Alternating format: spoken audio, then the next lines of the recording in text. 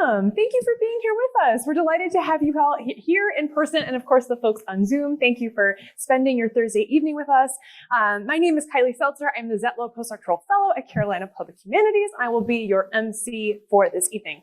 Now, this event, of course, features an esteemed panel of scholars, but it would be impossible without so many folks. The first is this is a collaboration between Carolina Public Humanities, the Institute for the Arts and Humanities, and the Program for Public Discourse. And while each of these three entities has a distinct approach and a distinct mission, we are united by our aim to make the world more humane and to broaden understanding of the importance of the humanities in our lives and society, both within and beyond the university.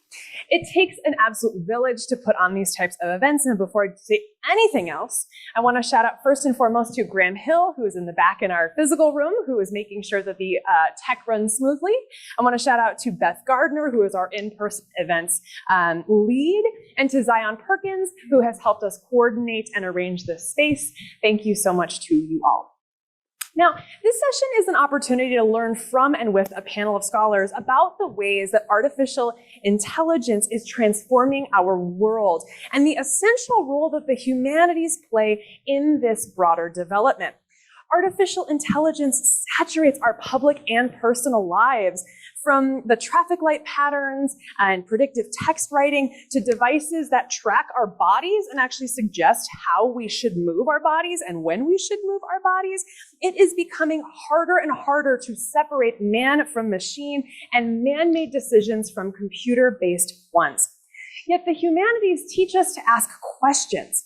And in a moment when the data that drives artificial intelligence is viewed as sacred and untouchable, the humanities remind us that things like facts and givens are historically and culturally contingent. And where computers are limited to binary black or white thinking, the humanities teach us that the world is shades of gray. Indeed, this session is about the threats that AI poses, but it is also about the opportunities and how the humanities can help AI serve as a beneficial tool for individuals and society. So with that, I am delighted to introduce our speakers. How this will work is I will introduce them one at a time, and then they will have 10 minutes to give their micro presentation. And then we will open the floor to about 40 to 45 minutes of discussion. Speaking first, we have Mark McNeilly, Professor of the Practice of Marketing at UNC's Kenan-Flagler School of Business. Professor McNeilly teaches in the areas of marketing and organizational behavior in the MBA and undergraduate business programs. He is co-chair of the UNC Generative AI Committee and is a faculty advisor to the Student Teams Achieving Results STAR program. In his presentation, he will reflect on both why and how AI is transforming our economic, social, and professional lives, and why the liberal arts might still have a key role to play in a society that is evolving with new AI technology. With that, Professor McNeilly, feel free to take it away. Okay, great. Okay, AI and the humanities. I have this, I've written a couple books around Sun Tzu's Art of War, and I like this quote, in the midst of chaos, there's also opportunity. And I think that's kind of where we are with AI. There's some chaos, well, a lot of chaos, but also some opportunity. But I want to ask you a few questions first. So how often do you personally use ChatGPT? I use it daily. Use it 2 to 3 times a week. Okay. I've only used it a few times. I've never used it. Okay, great. What best describes your feeling about ChatGPT and generative AI? Very excited, mildly interested, it won't matter much, nobody. Somewhat scared, terrified. Okay, and it's okay to be both terrified and it's okay to be terrified and excited. I am every day. I start excited and I get terrified by the end. So Kranzberg, who was a professor of history, said his first law was technology is neither good nor bad, nor is it neutral.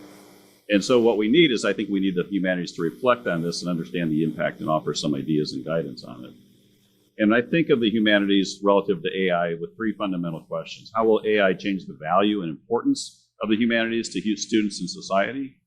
How will the humanities influence how AI evolves in the coming decades? I think that's equally, if in some ways, not more important. And how can AI help those in the humanities do their jobs better without losing what makes the humanities the humanities? Just 1 second. Slides aren't advancing. Oh, sorry. Okay. I know you're throwing out the ideas, but they're not Yeah, sorry, okay. Sorry, That's very old-fashioned Got one technology. quick, supposed to absorb it through the ether. Okay, so everyone knows what this is kind of what ChatGPT looks like. Very simple, very clean. You just put your little message in, natural language, right? And how it works is trained on what's called a large language model of 500 billion words. The architecture is something called a neural network, which is patterned on the brain, predicts what speech comes next. So if I were to say, please go open the door, please go open the, there's different things, right? And it'll pop up different things depending on the percents. So think of it as autocomplete on steroids. GPT stands for generative. It generates. It's pre-trained on this large language model, and transformer is the architecture. It has biases and it hallucinates because it's human. It's based on human content and it's trained by humans. Yeah. And so you can see where it scraped the information from. It's then trained by people in Kenya making $2 an hour in terms of what's the right answers. It pops out answers, and then they decide whether it's a good answer or not. Generative AI, so ChatGPT is one form of generative AI, basically AI tools that generate output based on human prompts. And it could create images, videos, audio, code, models, data, avatars, all kinds of things. The upside of generative AI, more productivity, more creativity, greater increase in economic activity, access to knowledge for anyone who has a smartphone, and potentially the ability to help solve some of our more complex problems, although I'm a little bit questionable about that. Companies have seen huge efficiency gains already. So this is for a chat bot, basically, right? And so you can see how much cheaper it is, how faster it is, and how much it makes customers happier. So obviously, you're going to have to start thinking about, like, how many customer service reps do I have? Okay. So it also is very creative. So Wharton did a test of 200 MBAs, or got ideas from 200 MBAs, 200 ideas from ChatGPT, looked at the top 40 ideas based on a customer panel of humans. Of the top 40 ideas, 35 were from ChatGPT, right? 7-to-1 advantage. There's also an increasing use of AI with human companionship. So there's in Korea this companion doll where it's basically for senior people, and it monitors them. It reminds them to take their meds. It helps them with their memory. I was just actually talking to a retirement home, and this lady was like, I got to get a hold of those dolls. So you're going to see more of this, the AI interacting with people. In Norway, a Norwegian company is pairing ChatGPT with a robot, and so it's working in the home, it's working in factories now. So you're going to see that as this melding of AI and robots. Also, you're going to be in a world of virtual professors and virtual tutors. So I think a few years from now, we'll be seeing in the university students coming in who've had virtual tutors since they were, 10 years old, 15 years old.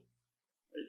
And virtual professors where I can download a lot of my information and presentations, and it can replicate me online. Some of the downsides, there's lots of downsides, legal risks. It's going to impact jobs. We're trying to figure that out. Democracy, fake news. So a lot of different things we have to think about. No, by the way, it could, wipe out humanity. As far as fake news, sorry about that. Right, we've seen pictures of the Pope in a fancy jacket. That was not true. We've seen pictures of Trump being arrested. So this is going to be a big impact as we go into the election. In terms of the workplace, it's going to substantially affect pretty much all white-collar jobs, right? Women will be more impacted than men because it's about 8 out of 10 women versus 6 out of 10 men, because there are more women in white-collar jobs as a percent of all women than men in white-collar jobs. It's going to eliminate some jobs in some specific professions, but it might free up more time for people to do other things, right, and add meaning to one's job. Women also, by the way, are less interested and are using AI less than men. There's AI doctors, so you're starting to see where they are found out to be more sympathetic, have higher quality responses, and people can prefer them more, right? So think about it. This thing is infinitely patient, it's available 24/7, and it's very polite. So AI-generated art, I have a constant argument on this about, like, is AI-generated art good? All I know is it wins prizes, right, by people that don't know it's AI-generated art. Replacing human-to-human interaction, you're starting to see, like, romantic partners and friends online for both women and men. Don't point to other people. Hopefully that wasn't fun again. But yeah, these are patterned after Disney characters, and you level up, right, as you get more, as the relationship grows, the intimacy grows, right? So one of my things is I don't think AI is going to kill us. I think it'll seduce us. And the reason why is I look at what I think you will eventually have when you marry robots to AI is AI spouses, right? There's no limit to how many you have, right? They don't age. They're always supportive. You can pick your personality. They're always available. You can replace them, updatable, and they won't break up with you, hopefully. Oh. And so I come back to one of the humanities people, Henry David Thoreau, who said, "But lo, men have become tools of their tools." Right. So I think that's something that humanities have to think about. And I think we've got to think about some of the potentially lost skills due to AI that we're worried about, right? And I know a lot of humanities professors are worried about writing, critical thinking, creativity and expression. All these things are potentially at risk depending on how we use AI. For a lot of us that have been around for a while and been trained on this stuff, we now have these skills, but for those that don't or haven't mastered them, may not have them. But I think a question you have to ask yourself is, what skills do you really need, right? People used to be able to sing the 24 books of the Iliad, right, by heart. How many people can do that now, right? After the printing press, you don't need to. We have one person in the audience. But the flip side is, so maybe you don't need that skill. That'd be a great skill. But could you find your way in a city if you didn't have GPS? I think a lot of the people here probably could, but younger people, can they find their way without a GPS? As long as you have GPS, you're fine. And then there's the risk of extinction, and that's not just people that are on the fringes. These are the people that are actually creating the industry, are saying that, yeah, there's a risk of human extinction. So people that are running, OpenAI, Google, Anthropic, all the labs that are producing AI are saying that's a potential threat. And one of the guys that talked about this, Yuval Harari, said social media was the first contact between AI and humanity, and humanity lost. Right? So we have to really think about, and this is what I think we'll talk about in this discussion, is how do we deal with AI, and I think that's where the humanities really come into play. And so in the UNC Generative AI Committee, what we're trying to do, our philosophy is that AI should help you think, not think for you. Right? That's what our ultimate test is. We want it to help students think, but not think for them. So we'll see, and we put some guidelines that we hope help with that, and we'll see. One of the things, though, I think that you're seeing is that some of the most in-demand skills will be ones that come from the humanities. And things like communications, leadership, project management, management itself, teamwork, all these things are very important skills, and the U.S. executives agree that a lot of these soft skills are going to be more important to their organization than AI skills. And when I think about it, I think, and I'm almost done, and I'll hand it over, is that AI increases the value of these traits in the workplace. So I think if it picks up more writing and some of these other skills, and things like, you'll still need domain-specific knowledge in order to know what to ask, as well as to verify that what you asked is correct. You'll still need imagination to think up new things, but you'll be assisted by AI. You'll still need the initiative to go do things. If a lot of this is written for you, it may become more important your ability to speak, right, and think on your feet. So extroversion and charisma, almost going back to the ancient times with rhetoric, right, in the Greek and Roman times. Your ability to understand how organizations work, build networks to be successful in them, understanding global and cultural knowledge.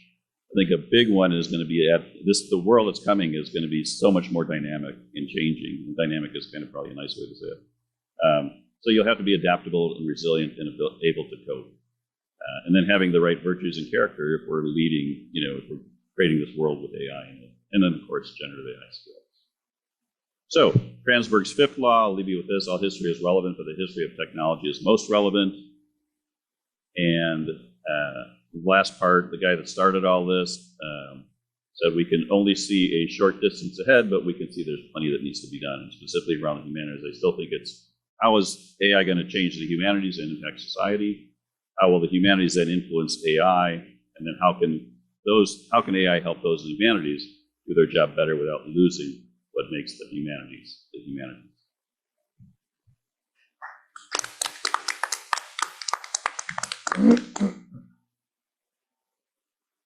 So McNeilly. Next up, we'll hear from Thomas Hofweber, Professor of Philosophy and Director of UNC's AI project. His work focuses primarily on metaphysics, the philosophy of language, and the philosophy of mathematics. He will share how AI can lead to progress on some of the central questions that the humanities pursue. Take it away. Okay, thank you very much. So I want to suggest that there is a unique opportunity in making progress on some crucial questions that face the humanities by using and understanding the most recent developments in AI. What are the goals of the humanities? That's obviously controversial. People think of different things when they think of the humanities, but one of the ways to think about it is that the humanities try to understand the human condition, try to make sense of the human condition, try to understand and make sense of the kind of creatures that we are, and all this complexity and all the good and bad things. It's remarkable that a lot of our own condition is not really well understood. So there's many things about human beings that we don't really understand, how they work and where they come from. And so I will focus on two, just in a second, that I feel like are not understood, where using some ideas from AI might help us make progress. So let's first think, there's a couple of ways in which AI is significant for the humanities, and Mark has mentioned several of them.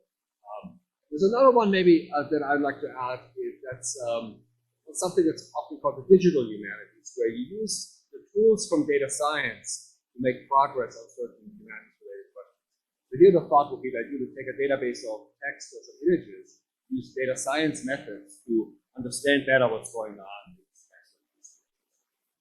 But then there's also a very different way of thinking about making progress in the humanities, some of the core humanities questions by using AI. That's not data science. That we might want to call something like AI reflective humanities, where the thought is that you're thinking about the AI models or the AI systems contrastively, thinking about how they are similar or different to how we are. And then by contrastively thinking about them, you can then understand your own situation better. So let me just illustrate this a little bit. So it has never happened. That you encountered a truly alien species, so like an alien from outer space.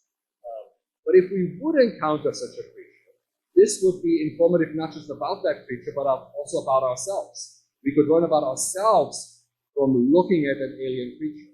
The thought here would be just simply that, we are the kind of creatures, we have certain kinds of bodies, certain kinds of sensory apparatus, certain ways of thinking, certain social structures, and so on and so forth. A truly alien creature might be completely different in a number of different ways. That could highlight how we are unique or special or unusual, or that this is very common among all forms of life.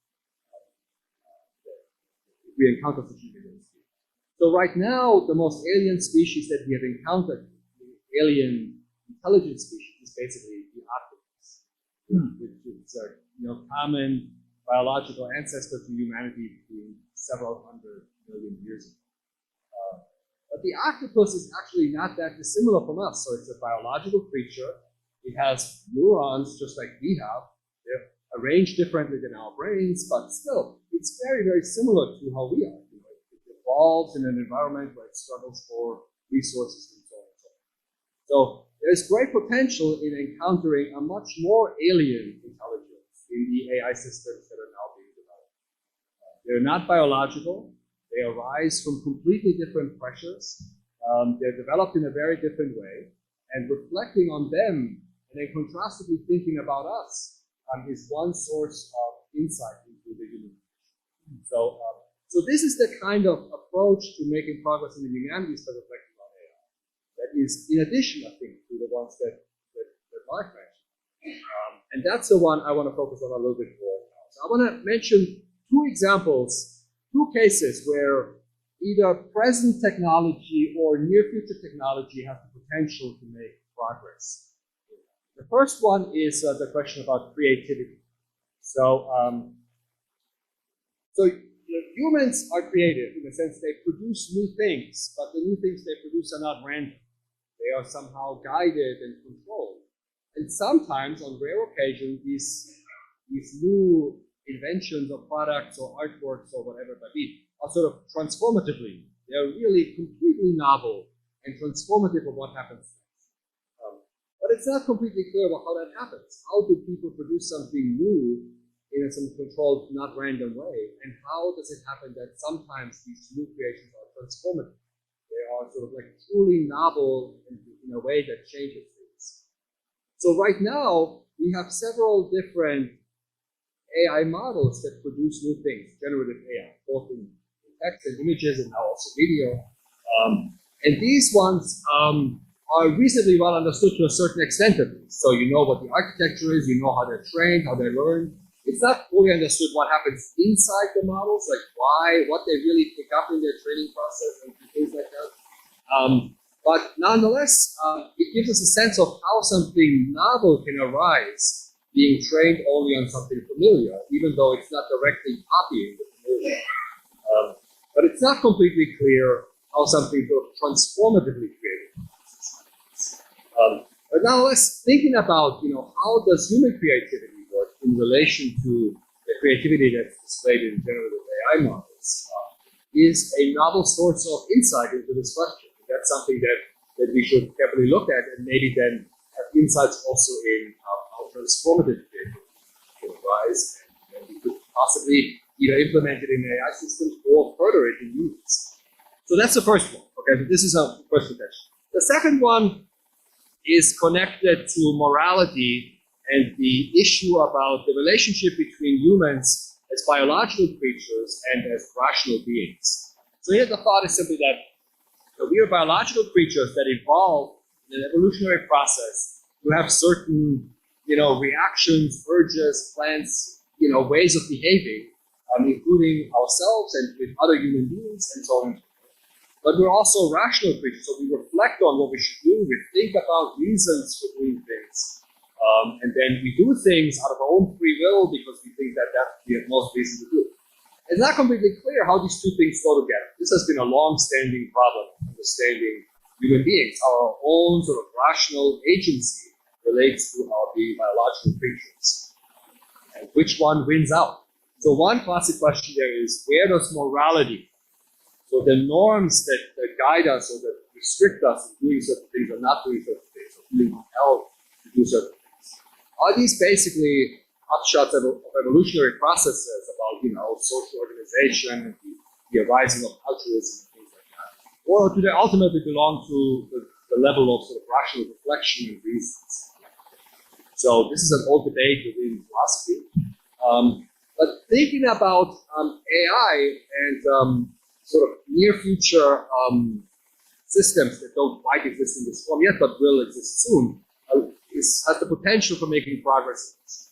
So if you have AI models that have the capacity to reason, which do exist for certain extent, and also the capacity to be agents, and then you put them in a social environment, you can study how they interact with each other and what determines their behavior. In particular, if they develop some sort of system of norms of behavior out of the interactions that arise within certain constraints.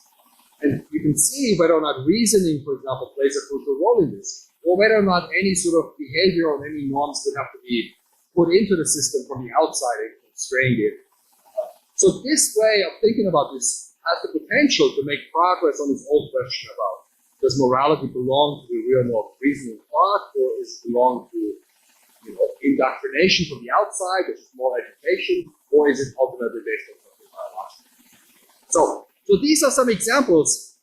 These are not the only ones where some of the classic questions in the humanities can potentially have some, breakthrough progress by interacting with AI models. So to do this, it would require some collaboration with computer science. But that's a good thing. The computer scientists are often very interested in exactly these questions, but coming from a very different angle. So a collaboration here is really useful and I think welcome on both sides. And so this is something that I think we should keep in mind as a real opportunity for breakthrough progress in the humanities, besides the stuff that Mark was talking about in the issue of activity.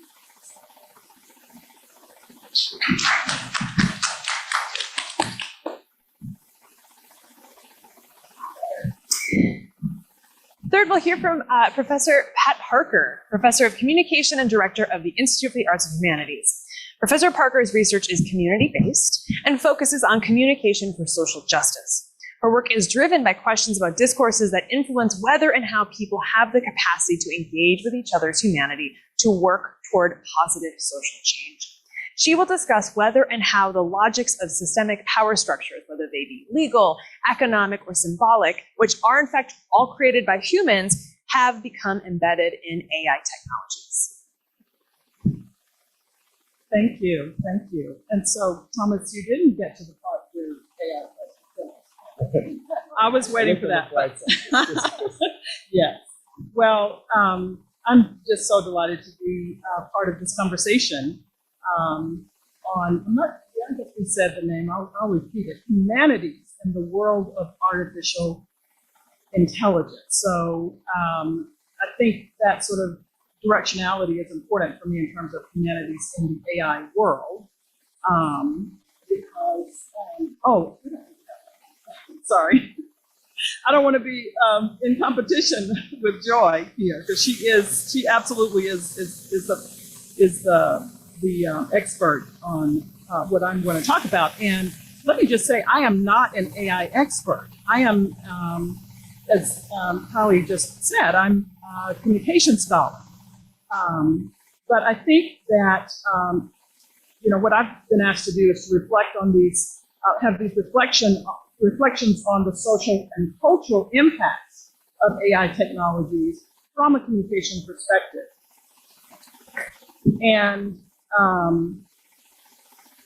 I think that here, I want to just sort of set this up in this way. If a fundamental feature of AI is to simulate and mediate human expression and creativity, that's one. I mean, it's not the whole feature, but that's absolutely a part of it. Then communication should be and is at the forefront of exploring the implications of this unprecedented proliferation of these technologies. I mean, it's already here. Oh, sorry. I think I said this for 1 minute instead of 10. Sorry. So anyway, somebody else should keep on. Just let me know. All right. Yeah. Thank you. Yeah, well, there we go. So my focus as a communication scholar, as a humanist, is thinking about these questions. I'm interested in understanding how communication in the AI world is constitutive of human. Okay, sorry.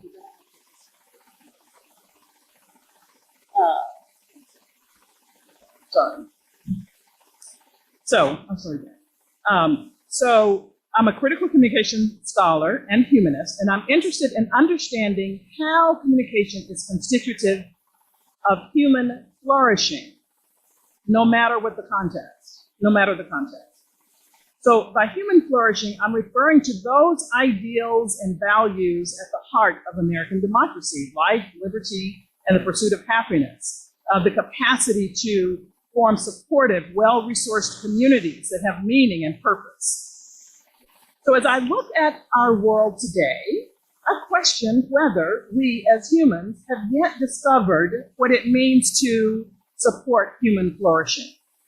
And now here we are proliferating this in these AI systems. And there's let me just continue at this point in terms of how good are we at supporting human flourishing in our human context. There's a plethora of evidence. I can give some citations later, but that shows the inequities that persist in our legal, economic, health, and education systems. They persist because of the cultural and symbolic systems that we humans have created. White supremacy, patriarchy, racial capitalism. Let's just name that. these are real material, and there are real material social impacts of those inequities. Poverty, hunger, mass incarceration, disparities in health outcomes, war. These are not the ideals of human flourishing. So for me, the central question is, are the cultural logics of our legal, economic, health, and education systems created by humans are they being embedded in these AI technologies? Are technologies of exclusion and racial and cultural difference being built into these technologies? So now let's show this story. Joy Lumini. She earned her, this is Joy Lumini, she earned her, let me say her name again, Ulumwini. She earned her master's degree at MIT. It's a media lab there that she does. She has 2 masters. She's a Rhodes Scholar. And she's done groundbreaking work on this. I haven't studied her work. I can't, but she's got a new book that just came out in 2023 that talks about this, builds on this work. And I think she's been working on this since 2016. And it was her MIT thesis methodology that uncovered large racial and gender bias in AI services from companies like Microsoft, IBM, and Amazon. And some of the examples that you might you'll find are all sorts of YouTube videos. There's her TED Talk. But here are a couple of things that facial recognition systems that, first of all, AI-generated images tend to be Eurocentric. And then AI then makes decisions about people to address. They don't make decisions. Sorry, let me start over. The images are Eurocentric, and then they make decisions that can continue to exacerbate these inequalities that I talked about, inequities. So, for example, in policing, facial recognition systems in policing incorrectly identify people, predominantly Black people, for crimes that they did not commit. And so her Ulumwini's book called Unmasking AI, this is the rest of the title, My Mission to Protect What is Human in a World of Machines, really talks about the fact that there are some remedies, but that employers are not following these remedies. But this article that you see here is one in which Fast Company has credited her with getting some of these companies to stand down, as the headline for us, in terms of their facial recognition software. So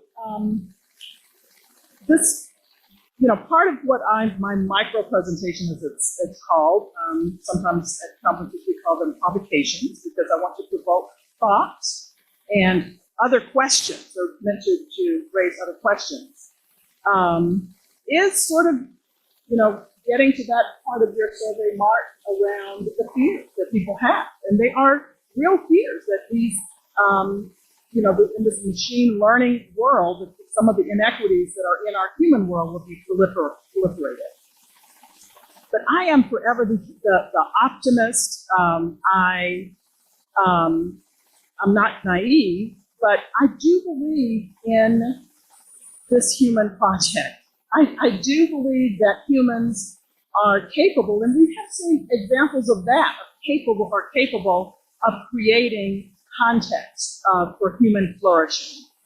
And so I think that the question that I hope that the AI project at Carolina, and I'm hoping that the humanities will be a part of that we will be able to envision machine learning systems that work toward human flourishing. And so I want to offer one other example. If you go to the next slide. The Institute for the Arts and Humanities and the Carolina Public Humanities is a part of the Consortium on Humanities Centers and Institutes. And this summer, there's going to be a Global Humanities Institute at the University of Pretoria in South Africa. And the institute is titled Design Justice AI. And it's being sponsored by the CHCI, Consortium of Humanities Centers and Institutes, and the Mellon Foundation. And they're raising these questions. Here are some of their guiding questions. Their goal is not only to critique these fast-developing technologies, but also to envision machine learning systems that work in the public interest. Safe, accountable, inclusive systems that are receptive to many voices. So I'll just give you a couple of the questions that the scholars who are convening in South Africa this summer are going to be studying for their 2-week Global Humanities Institute. What would be lost from human creativity and diversity if writers or visual artists come to rely on predictive models trained on selective data sets that exclude the majority of the world's cultures and languages? What frameworks or evaluation practices might help to concretize what is meant by, quote, intelligence, or, quote, understanding or creativity for machines as well as for humans? How might such humanistic interventions help diverse citizens to participate in the design and implementation of generative technologies and the benchmarks that evaluate them? And finally, if evidence suggests that generative AI is harmful and or counter to the professed object of enhancing human life worlds, what alternatives might be forged through community participation and research that rearticulates goals and reframes design from the bottom up? That's my work. So that is my work, working with communities to inform the policies, the issues that impact them. So what kinds of teaching, research, community practices, and policies might sustain these humanist-inflected and justice-oriented design processes? So I am ever hopeful that we can engage those questions and keep them central as this AI technology evolves.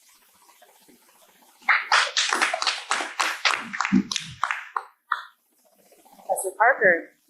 Now to close this out, we'll hear from Lloyd Kramer, Professor of History and Director of Carolina Public Humanities. Professor Kramer is an expert on modern European history with an emphasis on 19th century France, and he is particularly interested in historical processes that shape cultural identities, including the experiences of cross-cultural exchange and the emergence of modern nationalism. Professor Kramer will use this time to focus on the dialogical traditions of the humanities and how they may connect with the ways in which people are now asking questions to AI technology. Thank you, Kylie, and thanks to all my co-panelists. This is a dialogical moment, and I want to include those of you who are watching on Zoom. You're part of the dialogue as well. Like Pat, I'm not an expert on AI, but I have thought a lot about how knowledge evolves. And one of the oldest themes of the humanities stresses that dialogues and dialogic exchanges lead to new knowledge and new discovery. And this theme goes back to Socratic dialogues that are portrayed in Plato's books, such as the Republic or the Symposium, where people ask questions such as, why is a republic a good form of government? Or what is the meaning of love? And then they discuss the various answers. That's a Platonic Socratic dialogue. And I think of that, I'm getting ready to retire, and I get on my TIA thing and it says, hi, you look like you have a question. And I say, yes, I do. It's kind of a Socratic moment. And I never know if my question is appropriate, but it says, well, that's a complicated question. Give me and then they'll ask me another question. I think, this is Socrates in the 21st century. I never thought of that till I started asking questions that didn't have an easy answer. So this dialogical approach, the search for knowledge and truth and understanding, is in fact the foundation of humanistic knowledge. And it is the basis of a good liberal arts education at places like UNC Chapel Hill. People need to know how to ask good questions, to listen to others, and to carefully decide why some answers to their questions are better or more persuasive than others. That would be my definition of a good liberal arts education. You leave UNC able to ask good questions, to listen to other people, and then carefully decide which answers are more persuasive or more accurate. And so we might think of that problem when we ask ChatGPT a question. This is the newest kind of Socratic dialogue. I don't know if people usually put it that way. I want to talk to Mark about this. You know, I'm not saying he's Socrates, but it's a question I do want to pose.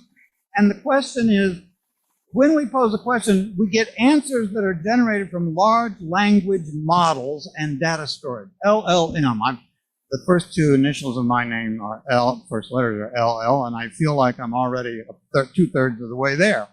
LLK is where I come from. But these questions have to be analyzed just like Socrates answering questions over dinner. So the humanities-centered question for a session like this has to do with a problem like this. How does an exchange with AI resemble or differ from Socratic dialogue or other dialogues that seek knowledge and truth? Because that's really what an AI dialogue is. It's a search for new kinds of understanding and truth. And then my question is, do AI dialogue flow in only one direction? How do we make sure that they are truly dialogical?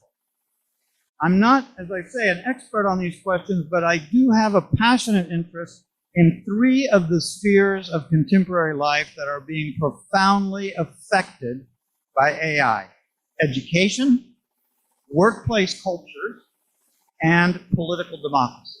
All three of these spheres are being transformed.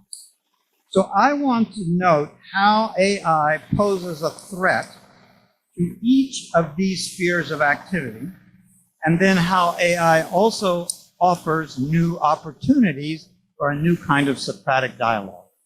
So, human beings, and let me just make one other historical point. Human beings have been adapting to technology over the last several millennia, and every time a new technology comes in, be it printing press, or computers, or transportation like trains, or cars, or airplanes, television, medical vaccines, every new technology provokes conflict, debate, and anxiety. So some people see this new technology as a panacea, as a solution to all our problems, and some people see it as a threat that will alter and destroy what we've always had. Every new technology provokes that. So that's where we are with AI. This is so familiar to anyone who has studied the history of human beings. Another invention, another anxiety, another opportunity. Okay, let me just briefly look at these three spheres. Education. In education, we hear constantly about the threat that ChatGPT is going to become a new kind of mind. In fact, I was reading an article by someone named Lauren Goodlad and Samuel Baker, in which they talked about the anthropomorphic return of machines. Anthropomorphism, you know, is a good humanistic tradition. The idea that the gods have human qualities. AI is a new form of anthropomorphic thought. I think Thomas just laid this out. It's not an octopus, but it is a form of living, thinking stuff projected on to an object. So the threat in education emerges from the fear that students and others will lose the ability to think critically and analytically because they're simply producing AI-generated prose and they're copying this and handing it in. This, by the way, has been a problem I've seen ever since I came to UNC, but it used to come out of an encyclopedia, it used to come out of another book, and now it can come out of AI. So this is the threat. People will forget how to think, or more precisely, they'll never learn how to think. But there's also an opportunity for the humanities in this new AI world of education, because a ChatGPT text summarizes information and languages about an issue that have been generated over time, but it cannot finally explain why a statement or idea has powerful emotional meanings. Emotional meanings that come from language. So the task for helping people to learn how to interpret information is to understand why certain statements have complex meanings. And this is why humanistic education, critical analysis of text, is actually going to become more important, not less important. And I think that actually converges with something Mark was saying. And as Goodland and Baker suggest, big tech, here's a quote, big tech won't necessarily win a battle with big teach. I like that. Big teach. BT, I'm going to get some t-shirts for our name. Are you on the BT team? Yes, I am. I am a big teach, but that's also the big tech. So in short, the humanists can take advantage of this situation if they simply respond without panic to say, oh, we're going to be doing the most important skill we've always done, which is to help students read a text and think, is this plausible? Is this sensible? Where does this come from? Who produced this text? What are the power relationships represented by this text? This is the oldest humanistic trick in the educational bag, if it's done well. Okay, so the need for analytical skills will only grow as the work of basic data accumulation is given over to machines. Now, the humanists are in their element. We don't need more data. We need more interpretation and analysis. And this leads to the question of workplaces. Mark also mentioned this. There's a vast literature on how AI is changing jobs, especially in the knowledge economy.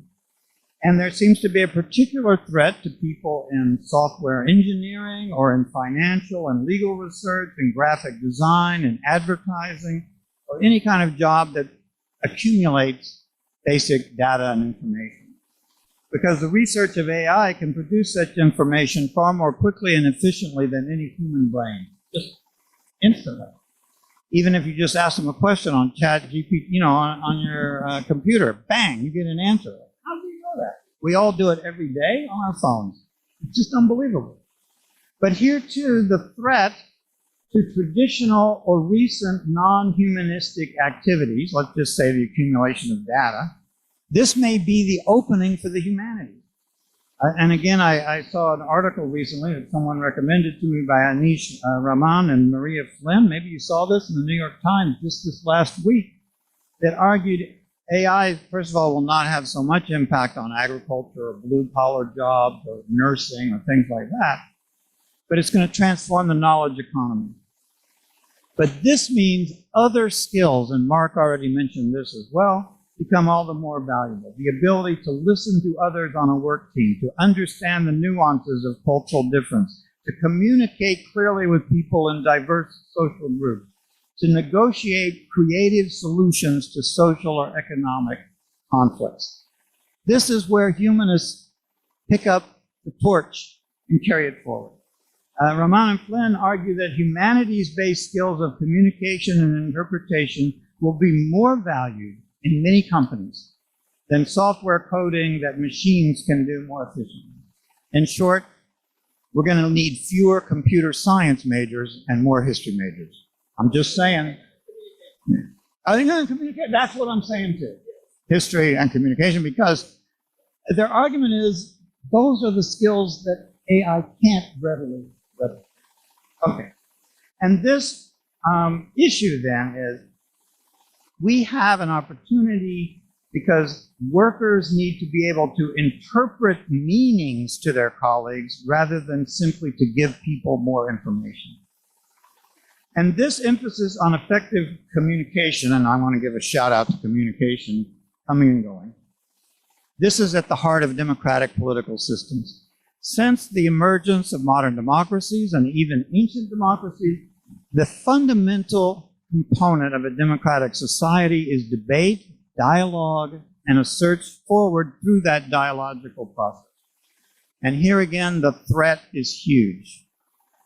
We know that there are all kinds of generated lies, propaganda, fake images. Mark already showed us one. I hadn't seen that one of Trump getting arrested, but you can imagine how easily such things can spread. All of this threatens well-informed debates. It makes people believe things that are absolutely false. And this, of course, is at the heart of authoritarianism, the big lie. Anyone who's studied the history of Nazism or fascism or other authoritarian state communism, they know that lies have enormous power. And so drawing on the sort of Orwellian critique of authoritarianism, critics are worried, with good reason, that AI is simply spreading big lies. So that is the challenge. And we're facing that threat in the United States. They're facing it in France, in Europe, in Asia. But the desire to defend democratic institutions and dialogue also opens new opportunities for the humanities. Because the humanities give people the skills, the resilience even, to be historically informed, philosophically skeptical, and demanding that claims have evidence for their support. We'll call it primary sources in history. You can't just say what you want to say. You have to support it. Now, a dialogue with an AI-generated political statement clearly differs from a dialogue at a New England town meeting or something like that, or even a UNC faculty council meeting. But the skills of source analysis, critical thinking, and clear communication remain at the heart of democratic political institutions. The other problem that AI can't solve: how can AI solve problems such as the war in Ukraine or in Gaza? I just throw that out. That would be a good question for a Socratic dinner conversation. How can AI lead people beyond cultural stereotyping, beyond racism, beyond religious intolerance?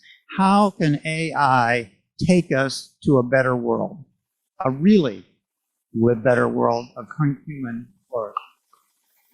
AI can deliver drone attacks. It can summarize the differences of cultural traditions, but it cannot adequately explain why there might be a way beyond these differences, or how people might use cultural perspectives or languages they have never used before. This is what I want to try to understand. How does AI give us a language that other people have never used? That's the biggest challenge for LLM. So, I want to conclude by just noting that all new knowledge and critical thinking always has emerged through dialogues. Dialogues that lead people into encounters with other cultures, other discourses, other traditions, or other ways of knowing the world. Now, the dialogues come increasingly through exchanges with AI. And as with all past technical revolutions, these dialogues will change education, economic life, and political culture. But these exchanges with AI will not finally displace the oldest why questions of human life. It may give us new strategies for talking about them, but the questions are still there. Why do we need other people and friends? Why do we feel happiness or despair? You could ask AI. I'm sure there's a great narrative. But does it answer the question, really? Why do we differ from other animals? Why do we laugh? I'd like to think more about laughter. I don't know. Are there a lot of good AI jokes? I bet Martin knows a few of those. And why do we want to have children? Why do we need ethical values? Or why do we have to die? That would be a good AI dialogue, the meaning of death. So, ChatGPT text can tell you what others have said about each of these questions. But they can never answer the question for yourself. And the humanities will be needed for a human dialogue about selfhood that continues even after we spend all day talking with a machine. Even if you fall in love with one, I'm glad to hear relationships, that's a good idea. They never break up with you until you're ready. Socrates is never coming back. But Socratic dialogues must never disappear. And that's the challenge for AI. Okay.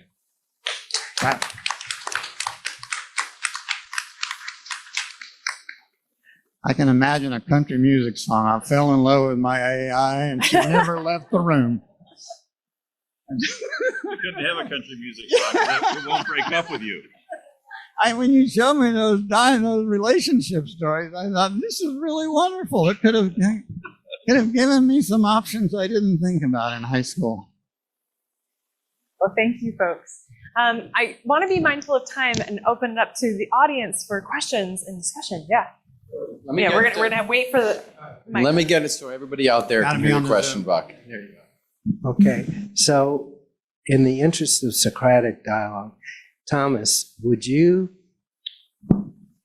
take the position or make the case that most of, and not that you necessarily believe all of this, but make the case for most of what Lloyd said generative AI can't do, in fact, may be able to do, because we don't, the people who build AI don't even know what AI can do.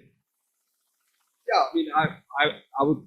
Can I use this one? Yeah. So yeah, I was going to ask you, why do you think that generative AI cannot do the things that you claim it cannot do? I think some of the things it can definitely do. I mean, so I'm with you. I feel like that the humanities have become more important in light of these developments, but I'm not sure that it's because there are certain limits to generative AI that are specific to kind of skills you learn in humanities. Like, for example, interpreting certain text, explaining certain things. So the models are actually very good at explaining things, including explaining emotional aspects of various things, explaining connections, making historical connections and things like that. So I feel like the historical capacities are very impressive. So I'm not sure it's because of that, because of all these limitations that the humanities become more important. I think it's more because of what happens between human beings. Like, so here, what people call like soft skills. And the humanities are often better at that than say, yours. I would agree there may be ways that AI can answer questions like, why do I have to die? I mean, it can tell you that. It may not solve the problem. But what about solving the conflict in Ukraine or Gaza? I mean, I just pose that as a problem. I'm not saying the humanities have an answer either. But these are intractable problems. They're the kind of problems that Pat was talking about. You know, systemic racism. So I pose that. And so I would ask you to provide the context. To me, Lloyd's question, to me, goes back to my main thesis. We have not solved these problems as humans, and so the extent to which AI can solve the problems is dependent on, for one thing, human and AI interaction, right? So in other words, let's say that there's some sort of formula that AI comes up with to solve the war. I mean, it's humans that will have to do this. I don't know. It's like, I don't think that there's that partition between the human context and the AI context in that question. Is there? Well, Can no, there be? I mean, sure, there has to be a connection. I mean, so the question is, what does it mean to solve the war in Ukraine? One way in which AI could solve the war is give a military advantage to one side or the other, and then the war will end because due to the help of AI, somebody has won. I mean, yeah. So that's of course one way in which you can resolve a war. Another one might be to, have enough information about all the relevant participants to put an agreement on the table that is relevant, acceptable for everybody. Obviously, none of this has happened. This is all technology of the future. But in principle, these are both solutions, so to speak, that are available for an AI to provide. So I'm not sure I see the in principle limitation of AI in this regard. Now, I do agree with you, though, that AI cannot answer the questions for you that you need to answer yourself. Like, why am, what is my purpose? And things like that. You can get advice, but nobody else can solve this question for you either. It's something that you need to do yourself. And so neither AI nor another human being can answer that question for you. So that, I think, is a fair limitation, but that applies to not just AI, but other humans as well.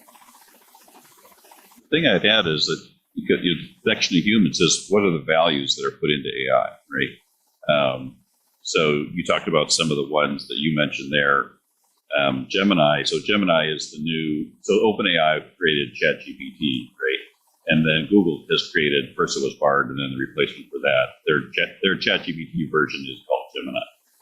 So Gemini creates images, and it was creating some images today where people are asking it to be the most famous 17th century physicist, and it gave pictures of, it wouldn't give any pictures of white people, like it wouldn't give a picture of Newton, right? It gave a picture of a Native American and an African American, and then people were asking it, show me pictures of World War II German soldiers, like 1943, and it had people of color, right? It didn't show any Germans, right?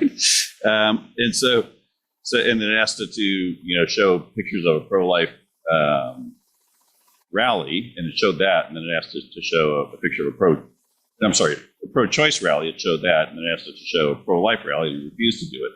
So it's being programmed already with values, right? And the question is, I don't think you'll solve a lot. It's until people agree on, until it's a universal set of values, you're never going to have a universal AI. In fact, OpenAI is basically saying, like, we're going to create different AIs for different people with different values. So there'll be maybe a conservative AI, there'll be a liberal AI, there'll be a libertarian AI, there'll be a Muslim AI, there'll be a Christian AI. Because there's no one universal set of values.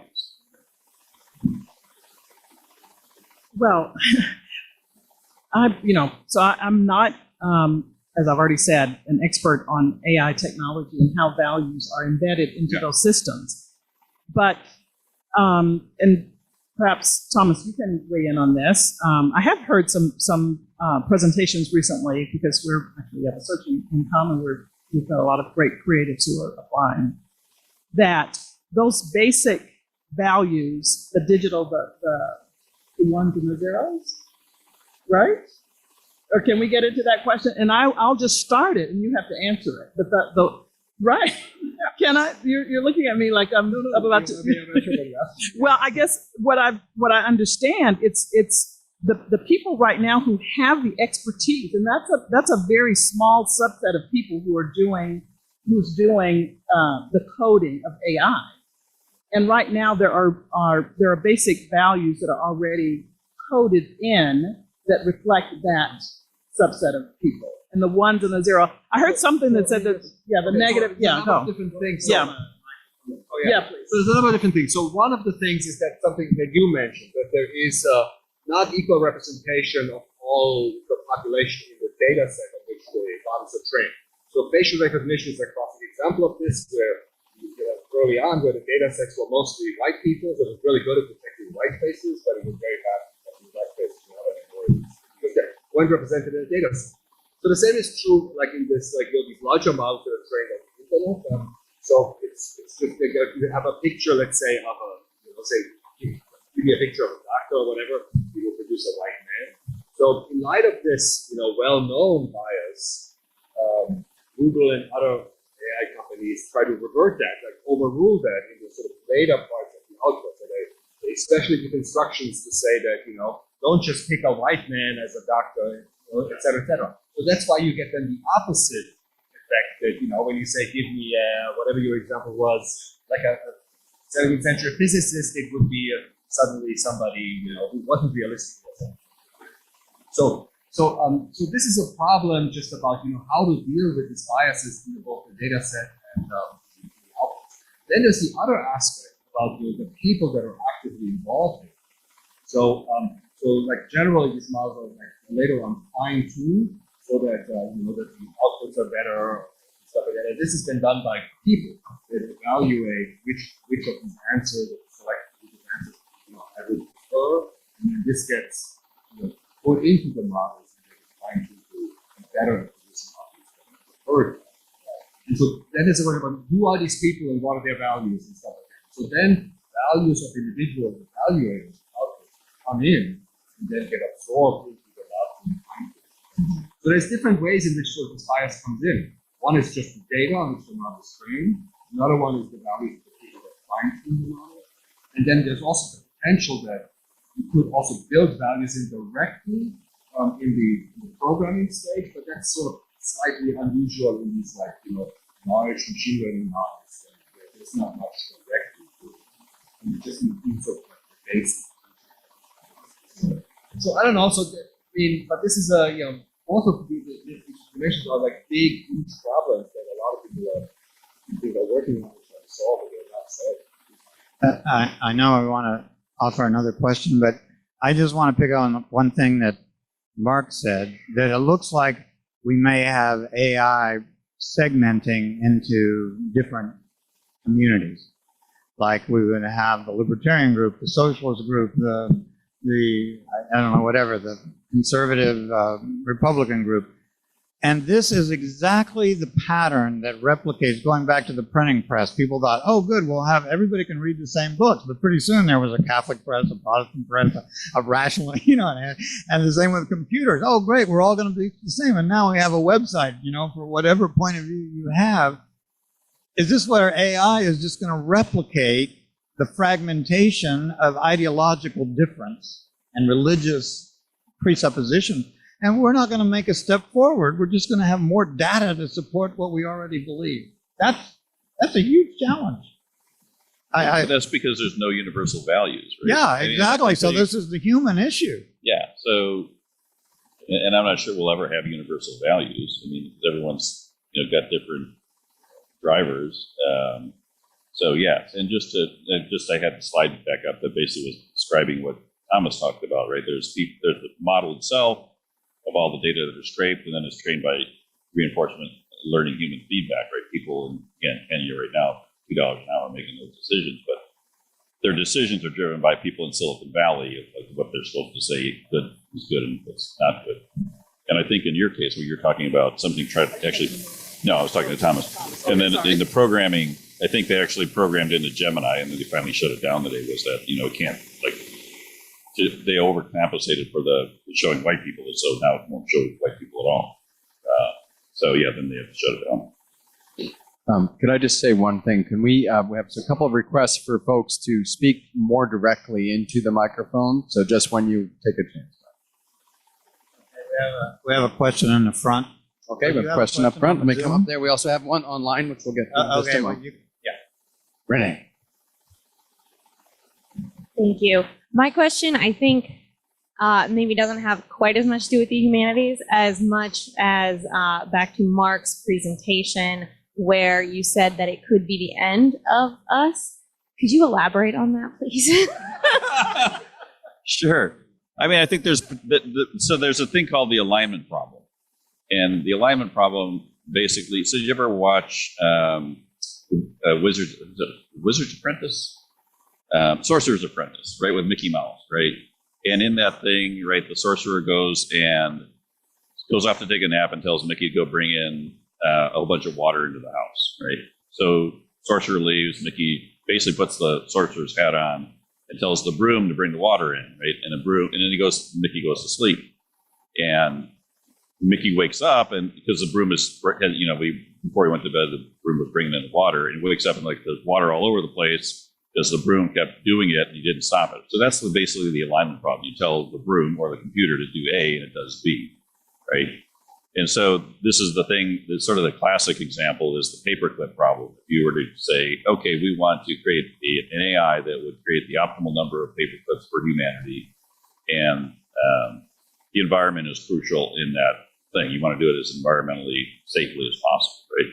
I mean, so one way to do it is, trying to find the most environmentally possible way to do it. The other way to do it is reduce the population of humans, right? So it's like, well, I don't have to produce any because I don't have any humans, right? So the problem is they haven't solved. So they haven't solved the alignment problem. But no one has figured it out. So OpenAI is trying to figure out, create this thing called super alignment.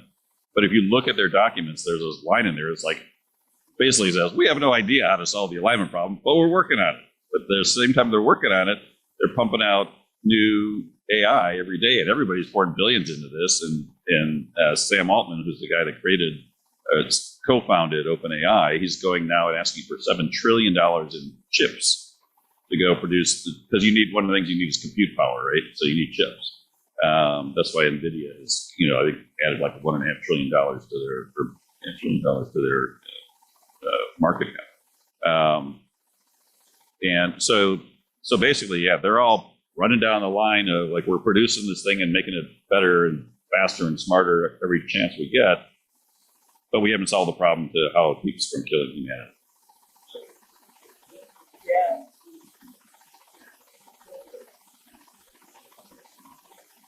The question is, would Thomas please tell her what he told us?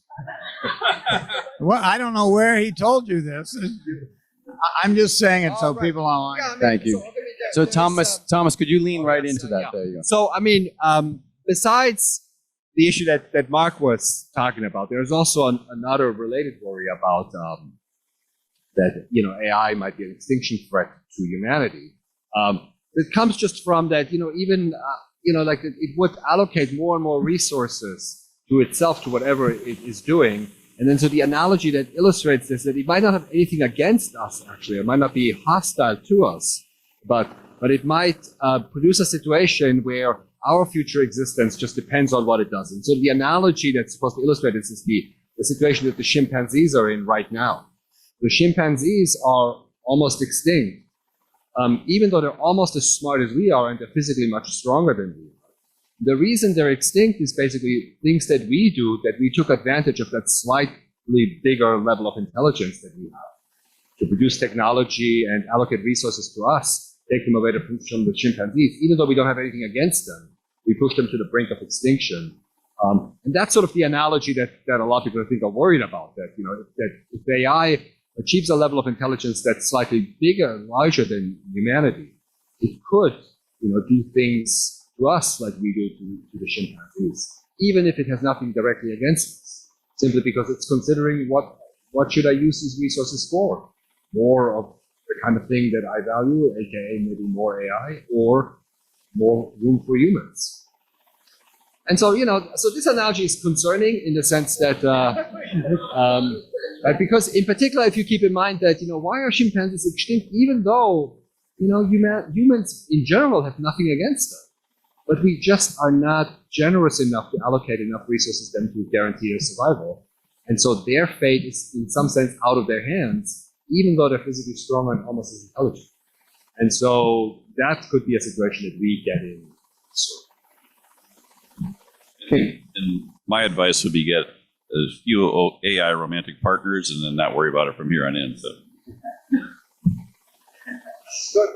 Well, I was just going to ask Thomas if you could also elaborate, because this was very enlightening to us. So the us we're talking about, the Institute hosted a small enrichment session for our board, and Thomas was generous enough to lead that conversation.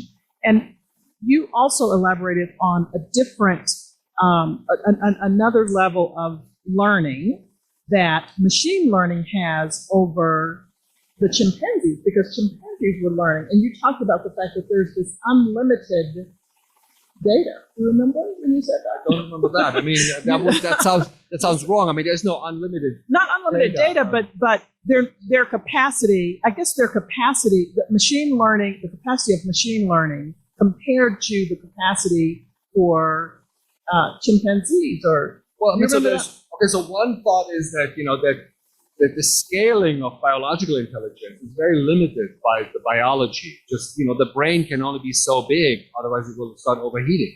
It's very difficult to connect different brains to each other. Like, for example, what we're doing now is highly inefficient. We communicate in this extremely slow pace, this little bit of information. But for machines, all of these limitations don't really apply. I mean, you can have massive air conditioning, huge server farms. These computers can be connected with fiber optic cables that transmit information at an unimaginable speed. So the scaling is just completely different than for biological intelligence. So what's to be expected is that machine intelligence will surpass biological intelligence for that reason alone, because however we are intelligent, the limitations that come from the biology are essential and apply, and there's no obvious way to overcome those. Versus there are no similar limitations to machine intelligence. And then there's, of course, the issue about, how you learn from data. I mean, the human brain is extremely efficient in learning things, but it also is limited. There's only so much you can absorb at one time. Versus, with these massive, server farms with the latest generations of chips and all this, it's incredible how much data can be absorbed and how these large models can be trained on unimaginable amounts of data. So there are certain limitations that seem to be essential to human intelligence or biological intelligence don't seem to apply to machine intelligence. And so the expectation in light of all of this could be that, that even though now maybe we have certain advantages still over machine intelligence, that there is a temporary stage. Can they have children yet? I'm just thinking about love life issues. They do reproduce, machines. Right, Yeah. You can build machines to build machines. Yeah, exactly. Yeah, absolutely. Yeah. So there's a question online. We do have a question on two questions that are somewhat related, so I'm going to try to combine them. Van Langston and Christine Orr have asked. Van asked, how do we improve the digital literacy of our students, but also the adult population who appear to be flunking that mission? And Christine Orr gives us an example. What does the panel think of the best way for humanities to help truncate the AI-assisted big lie? So in other words, we as on the receptive side, how can we be better at interpreting what we're getting? Well, I'm not sure if I can speak directly to that question, but it points to a response, in the spirit of dialogue to something, Mark, that you said earlier in response to Thomas. So here we are, a panel in dialogue here. But when you get, Mark, you gave the example of, I guess it was Gemini, overcorrecting, and then therefore there had been only people of color, and then, or no people of color, and then they overcorrected, and then there were no white people. I think that's where human, agency comes into play. Like, that's one example. And when you talk about universal values, I don't think that, at least I will speak for myself, I am not advocating for universal values. I am advocating for human flourishing as a value that's taken up in context, and the people who are in a context can decide what human flourishing means. But I think that there's this idea of flourishing, if you're talking about death, as one aspect of it. So anyway, this is a question for humanities. But on that question, I think the question from Zoom is about human agency in response to artificial intelligence, and in the context when a group of people decide sort of what that agency looks like. I'm not sure if you want to add something to that? I guess. Oh, yeah. Yeah, I would. I think it's really incumbent upon professors to get to understand AI. You can't teach AI or understand how to talk about AI unless you use AI. And if you look at some of the latest stats I saw, so about 50% of students in the United States use generative AI. It's only about 22% of professors, right? So we're already behind. And there's this guy, an MIT professor came up with a good taxonomy about professors. He said there's ignorers who pretend ChatGPT never happened, and so they just keep teaching as they were teaching. Resistors who have made they understand it's here, but they're making a principle stand not to use it. There's experimenters who are trying to see how they can use AI to better teach. And then there's reflectors who are basically experimenters and who go out and talk about it. But I think the ignorers and resistors are a sizable amount. And so for students, how are they going to learn generative AI? If I look at my students now, a lot of them are reluctant to use it because in some classes, they're told by the professor you can't use it at all. Other classes are told that they should be using it. Others, it's like whatever you want to do. And so they're very reticent to use it, or if they do, and they don't want to ask if they can use it because it looks like they're cheating, right? So, it would be great to have a standard policy for a university, but the heart of the university is every professor gets to do whatever they kind of want to do. So it's in conflict with the values of the university to have a standard policy around generative AI. But in lieu of that, you're going to have people that are not using it and therefore not teaching it. I wanted to also try to respond to the question of how can we use the AI to resist big lies? I'm not sure what that means. Can we have something that would say, we know this to be a lie. Let's just take something. I don't know. vaccines have no effect. Vaccines kill you if you take them. I don't know, let's just say. And you'd be better off if you didn't take this vaccine for COVID. And if somebody types in, should I take vaccines or are they bad for me? AI would inevitably say, that is a lie, that is bad for you. I mean, is that, but somebody, that's a value, right? I mean, so how do you, I mean, maybe it's bad for some people and good for others. I mean, or someone else might say, you know, Hitler didn't really do the Holocaust. You know, imagine a lie. How do we deal with that? Or that COVID wasn't a leak from a lab. I mean, right? That was one of the things that was said that was a lie, and then they found out, well, wait a second, that actually might be true. So I really get concerned about one person determining. What is a lie? Yeah. So like a machine, at one point in time, it was like, no, that's totally not true. And then after a while, it's like, well, I guess that's probably actually what happened.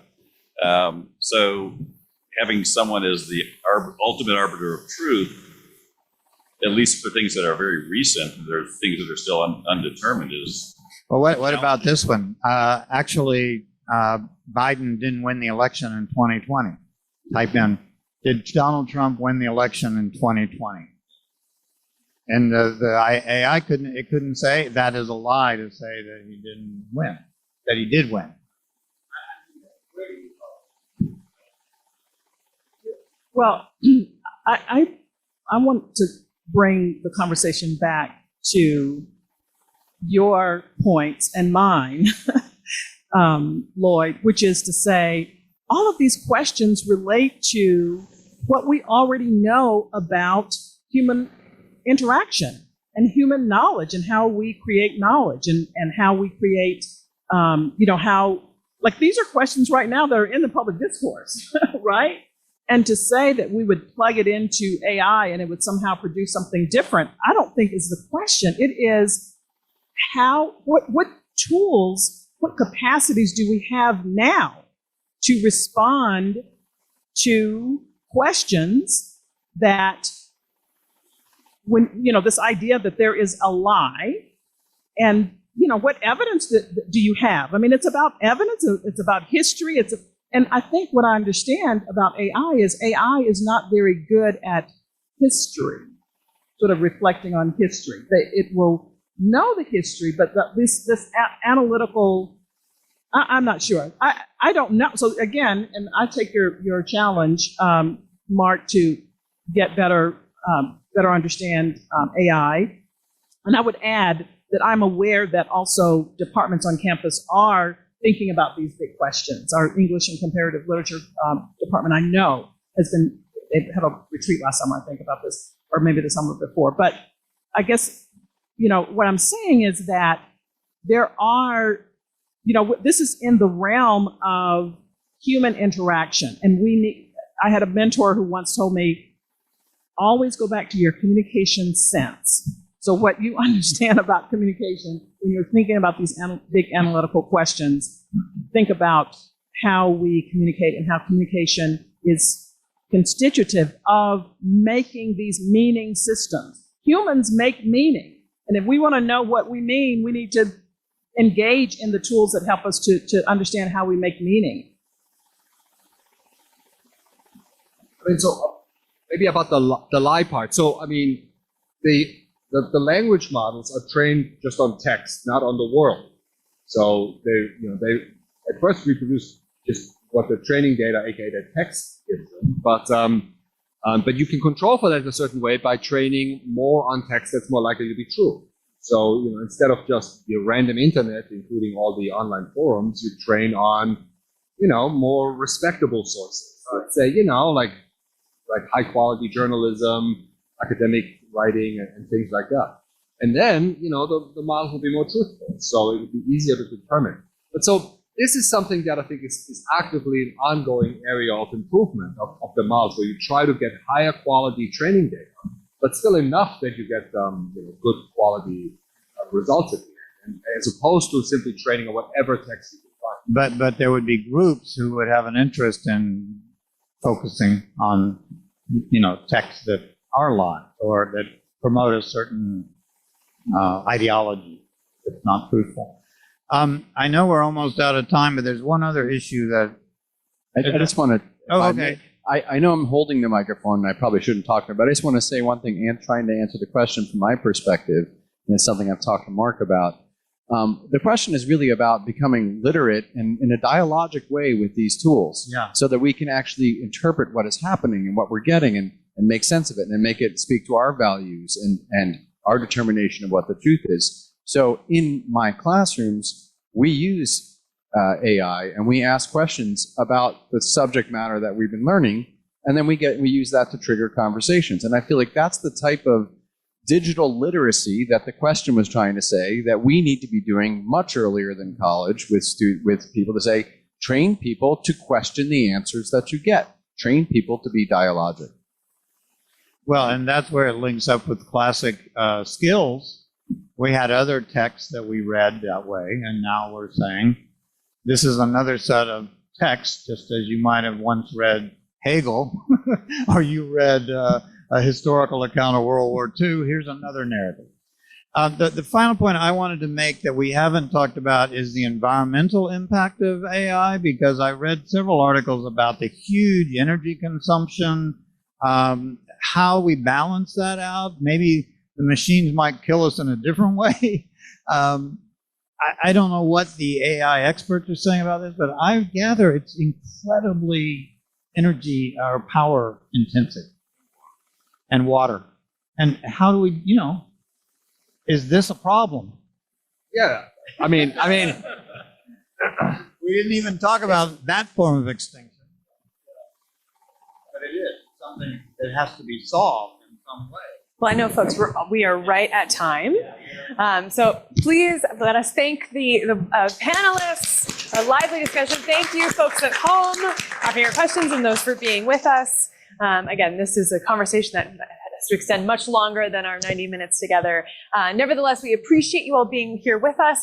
Carolina Public Humanities has a wonderful lineup of public programs coming up, things like music in the 60s, which will be a really fun show. So again, please go to our website, www.humanities.unc.edu. We'll be around, of course, if you have questions, and have a joyful evening. And thank you for joining us on Zoom as well. We appreciate that. This is a big conversation to be continued, as Rural would say. Continued, as Rural